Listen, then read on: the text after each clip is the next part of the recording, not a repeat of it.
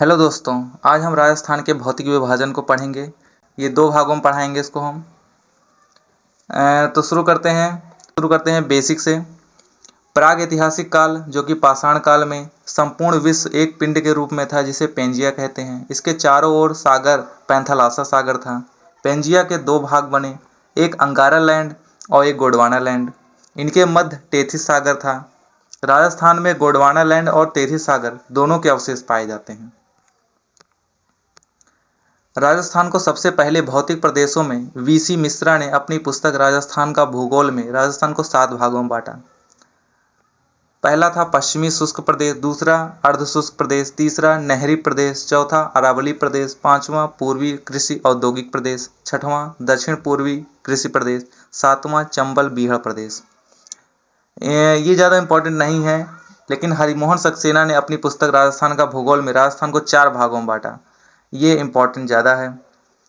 इन्होंने बांटा, पहला था पश्चिमी मरुस्थलीय प्रदेश, दूसरा अरावली पर्वतीय प्रदेश, तीसरा पूर्वी मैदानी प्रदेश, चौथा दक्षिण पूर्वी पठारी प्रदेश। आप इसको राजस्थान के मैप में देख सकते हैं। सबसे ज़्यादा भाग पश्चिमी मरुस्थलीय प्रदेश कवर करता है और अरावली आता है, उसके बाद पूर्वी मैदानी प्रदेश, फिर नीचे आता है पठारी प्रदेश। फिर आते हैं इस चार्ट के बारे में। मरुस्थलीय प्रदेश, अरावली पर्वतीय प्रदेश, पूर्वी मैदानी प्रदेश, दक्षिण पूर्वी पठारी प्रदेश। इनके बनने का जो क्रम है, सबसे पहले अरावली पर्वतीय प्रदेश बना, फिर दूसरे नंबर पर बना दक्षिण पूर्वी पठारी प्रदेश, फिर तीसरे नंबर पर आता है पूर्वी मैदानी प्रदेश, चौथे नंबर पर आता है मरुस्थलीय प्रदेश, जो कि सबसे बाद में बना है। किस युग के हैं ये? अरावली जो है प्री कैम्ब्रियन युग की है, दक्षिण पूर्वी पठारी प्रदेश जो है क्रेटेशियस युग की है, और पूर्वी मैदानी प्रदेश जो है प्लेटोस्टीन प्रारंभिक युग की है, और प्लेटोस्टीन उत्तर मरुस्थलीय प्रदेश है। क्षेत्रफल के अनुसार देखें तो 61.11% मरुस्थलीय प्रदेश कवर करता है, 9% अरावली पर्वतीय प्रदेश कवर करता है, और 23% मैदानी प्रदेश कवर करता है, और पठारी प्रदेश 6.89% कवर करता है। जनसंख्या जो है 40% मरुस्थलीय प्रदेश की है, और अरावली पर्वतीय प्रदेश की 10% है, मैदानी प्रदेश की 39% है, और 11% जो है पठारी प्रदेश है। अब आते हैं भारत के भौतिक प्रदेश का जो हिस्सा है। उत्तर भारत का विशाल मैदान का ये हिस्सा है, और पर्वतीय प्रदेश जो है प्रायद्वीपीय पठारी प्रदेश का हिस्सा है। उत्तर भारत का विशाल मैदान का हिस्सा मैदानी प्रदेश है। पठारी प्रदेश जो है प्रायद्वीपीय पठारी प्रदेश का ये दक्षिण पूर्वी पठारी प्रदेश हिस्सा है। अवशेष टेथिस सागर का अवशेष है मरुस्थलीय प्रदेश, गोंडवाना लैंड का अवशेष अरावली पर्वतीय प्रदेश है, और टेथिस सागर का ही अवशेष मैदानी प्रदेश है, और पठारी प्रदेश जो है गोंडवाना लैंड का। वर्षा जो होती है 0 से 40 सेंटीमीटर होती है मरुस्थली में, और 40 से 60 सेंटीमीटर अरावली में होती है, और 60 से 80 सेंटीमीटर मैदानी प्रदेशों में होती है, और पठारी प्रदेशों में 80 से 120 सेंटीमीटर वर्षा होती है।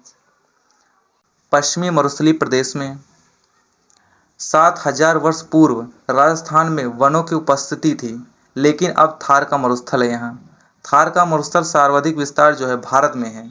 यह भारत के पंजाब, हरियाणा, राजस्थान, गुजरात में फैला हुआ है। संपूर्ण थार मरुस्थल का 62% अकेले राजस्थान में है। राजस्थान में मरुस्थलीय जिले 16 हैं। गंगानगर, हनुमानगढ़, बीकानेर, चूरू, झुंझुनू, सीकर, जैसलमेर, जोधपुर, फलौदी, बाड़मेर, बलोत्रा, ब्यावर, पाली, नागौर, डिडवाना, कुचामन, जालोर, ये 16 जिले आते हैं। अरावली के पश्चिम में 17 जिले स्थित हैं, लेकिन सिरोही जो है अरावली के पश्चिम में है, लेकिन मरुस्थलीय नहीं है। मरुस्थल का विस्तार लगातार पश्चिम से पूर्व की ओर हो रहा है। राजस्थान में 61.11% जो है लगभग 2/3 भाग पर रेगिस्तान है, तथा राजस्थान के 1,75,000 वर्ग किलोमीटर में फैला हुआ है। पश्चिमी मरुस्थलीय प्रदेश का सामान्य ढाल उत्तर पूर्व से दक्षिण पश्चिम है।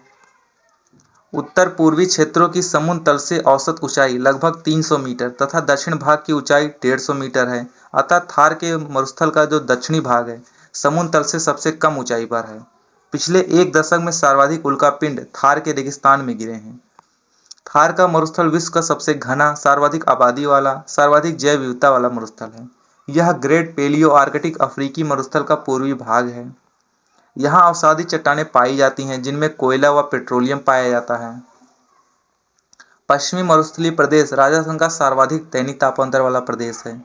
डॉक्टर ईश्वरी प्रसाद ने मरुस्थल प्रदेश को रूस क्षेत्र व चीनी यात्री ह्वेनसांग ने इस प्रदेश को गुजरातरा कहा है। रेगिस्तान का आगे बढ़ना या मरुस्थल का विस्तार ही मरुस्थलीकरण या रेगिस्तान का मार्च कहलाता है। इसके लिए नाचना गांव जो कि जैसलमेर का है प्रसिद्ध है। 50 सेंटीमीटर वर्षा रेखा राजस्थान को 2 समान भागों में विभाजित करती है। यह वर्षा रेखा मरुस्थलीय प्रदेश की पूर्वी सीमा तथा अरावली की पश्चिमी सीमा का निर्धारण करती है। पश्चिमी मरुस्थलीय प्रदेश को 2 भागों में बांटा गया है। एक है शुष्क मरुस्थलीय प्रदेश, दूसरा है अर्ध शुष्क मरुस्थलीय प्रदेश। आप इसको राजस्थान के मैप में देख सकते हैं। सबसे पहले आते हैं शुष्क मरुस्थलीय प्रदेश में। इसके जिले बीकानेर, जैसलमेर, फलौदी, बाड़मेर, बलोत्रा है। वर्षा 0 से 25 सेंटीमीटर होती है। सम जो कि जैसलमेर का है वनस्पति रहित न्यूनतम वर्षा वाला स्थान है। लाठी सीरीज जैसलमेर में पोखरण से मोहनगढ़ तक 80 किलोमीटर लंबी पृथ्वी के अंदर बहती मीठे पानी की जलधारा है। 2007 में काजरी के वैज्ञानिकों ने खोजी थी इसको। इसे भूगर्भिक जलपट्टी या लाठी सीरीज कहते हैं। इसमें सेवण, धामड़, करड़ स्वादिष्ट घासें मिलती हैं।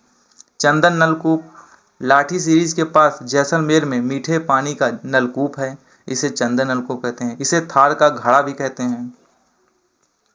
जुरासिक युग की चट्टानें जैसलमेर, बाड़मेर में मिली हैं। आकल वुड फॉसिल्स पार्क इसका उदाहरण है। आकल नेशनल वुड फॉसिल्स जो पार्क है जैसलमेर में 18 करोड़ वर्ष पूर्व के कास्ट जीवाश्म यहाँ मौजूद हैं। बाब बोल्डर बाब जो कि फलौदी में आता है में पर्मियन कार्बोनिफेरस काल के हिमानीकृत गोलाश्म के अवशेष मिले हैं। बालका स्तूप मुक्त क्षेत्र फलौदी, पोखरण, जैसलमेर व बलोत्रा के मध्य फैला है। चट्टानी मरुस्थल का भाग है जिसे हमादा कहते हैं। पश्चिमी मरुस्थल का 41.50% भाग यही मरुस्थल है।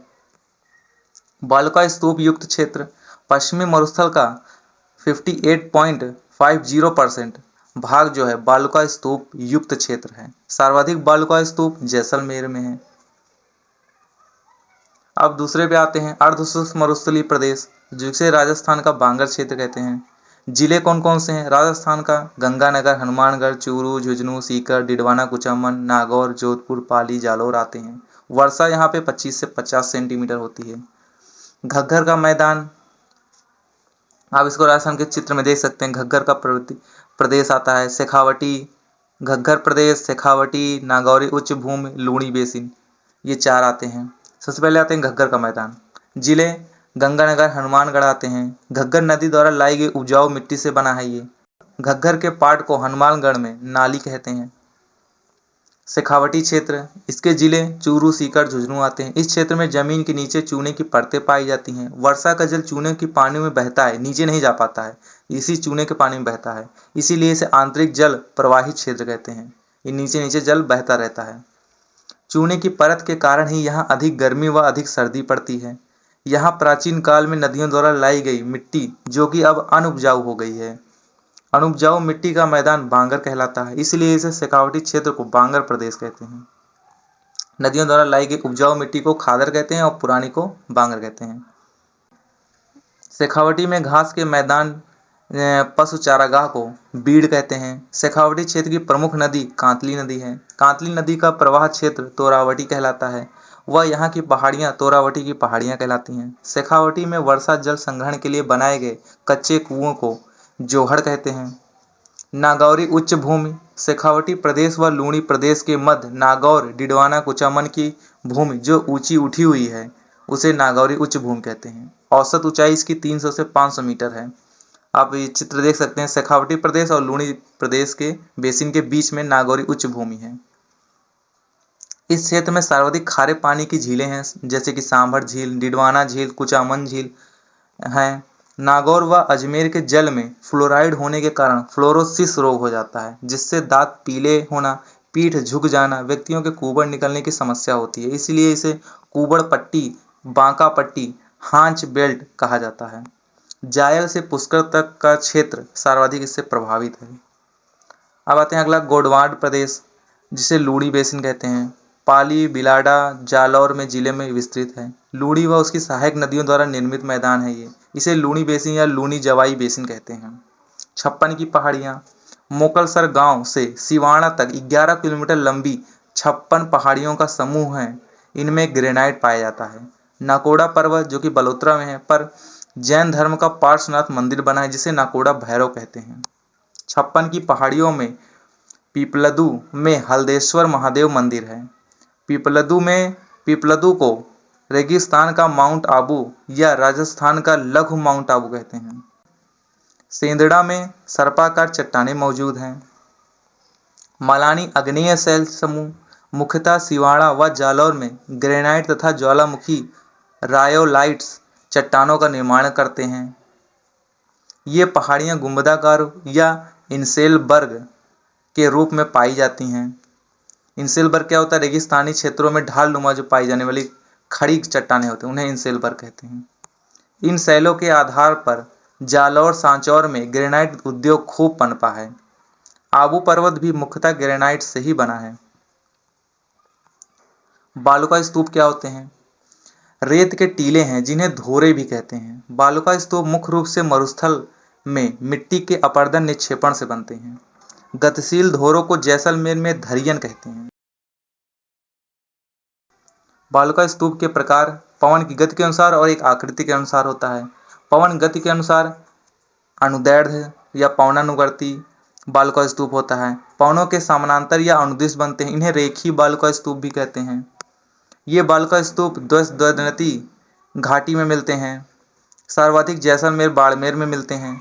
अनुप्रस्थ बालुका स्तूप पवनों की दिशा के समकोण या लंबवत बनने वाला बालुका स्तूप अनुप्रस्थ कहलाता है। पोंगल के चारों ओर सूरतगढ़, चूरू, झुंझुनू जिलों में मिलते हैं ये। अवरोधी बालुका स्तूप ये किसी अवरोध झाड़ी पेड़ पहाड़ी से बनते हैं। पुष्कर नाग पहाड़ में मिलते हैं ये। बरखान या अर्धचंद्राकार बालुका स्तूप सर्वाधिक गतिशील हैं, इसीलिए मरुस्थलीकरण के लिए सर्वाधिक उत्तरदायी बालुका स्तूप यही है। इनका पवनानुमुखी ढाल मंद होता है और पवन विमुखी जो ढाल होता है वो तीव्र होता है। बालेरी जो कि चूरू में है, सीकर, लूण, करणसर, ओसिया, डिडवाना, कुचामन में ये फैला हुआ है। अब आते हैं आकृति के आधार पर। शीफ अनुदैर्ध्य बालुका स्तूप है। पवन की दिशा के समानांतर विकसित होते हैं। पैराबोलिक या परवलयाकार हवा के रुख के विपरीत अंग्रेजी के यू आकार में विकसित होते हैं। राजस्थान में सर्वाधिक पैराबोलिक बालुका स्तूप मिलते हैं। तारा बालुका स्तूप हवा अपनी दिशा बार बार बदलती है। मोहनगढ़, पोकरण व सूरतगढ़ में ये मिलते हैं।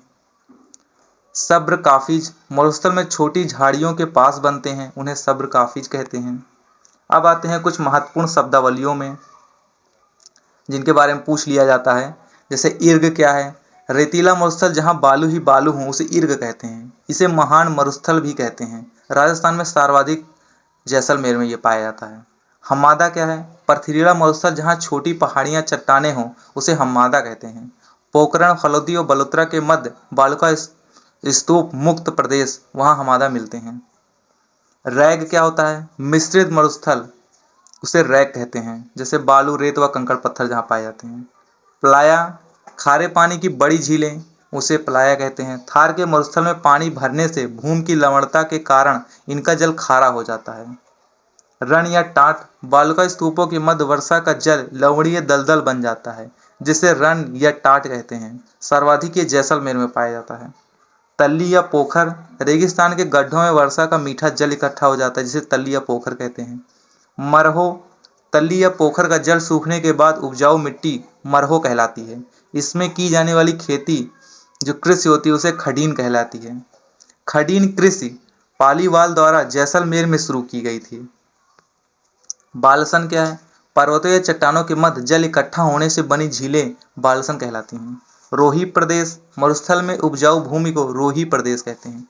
भभुल्या वायु के भंवर या चक्रवातों को भभुल्या कहते हैं।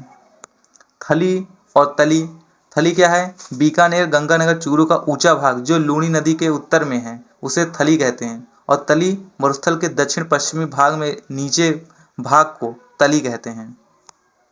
पीवड़ा क्या है? राष्ट्रीय मृग उद्यान जैसलमेर में पाए जाने वाला जहरीला सांप है, उसे पीवड़ा कहते हैं। डंक न मारकर सोए हुए व्यक्ति की श्वास के साथ जहर देकर मारता है ये। ढाड़ क्या है? बालुका स्तूप में वायु की रगड़ से बने गर्त को ढाड़ कहते हैं। ये था हमारा आज राजस्थान का भौतिक प्रदेश का पहला पार्ट। तो मिलते हैं इसके अगले ही पार्ट में, तब तक के लिए जय हिंद।